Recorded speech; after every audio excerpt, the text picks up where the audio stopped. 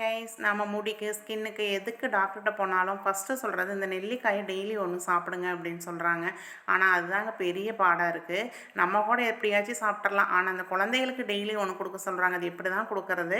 இங்கெல்லாம் வந்து பார்த்திங்கன்னா உப்பில் போட்டு வச்சுருப்பாங்க. ஒரு குழந்தைங்க அதை வந்து ரொம்ப விரும்பி சாப்பிடுவாங்க. ஆனால் எங்கள் குட்டீஸுங்களுக்கு வந்து இது சுத்தமாக அது பிடிக்காது. அதனால் நான் என்ன பண்ணேங்கன்னா அந்த நெல்லிக்காயை வாங்கி நல்லா கழுகி தொடச்சிட்டு இட்லி பாத்திரத்தில் வச்சு ஒரு 10 நிமிஷம் அதை வந்து வேக வச்சு எடுத்துட்டேன்.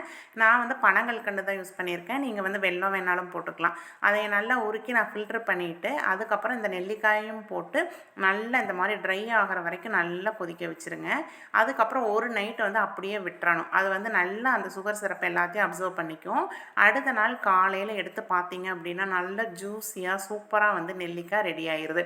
இதை வந்து அப்படியே வச்சுருங்க. அது வந்து இருக்க நல்லா சாஃப்டாக மாறிடும். இது வந்து கிட்டத்தட்ட ஒரு 15 நாளைக்கு வந்து ஒன்றுமே பண்ணாது. ட்ரை பண்ணி பாருங்கள்.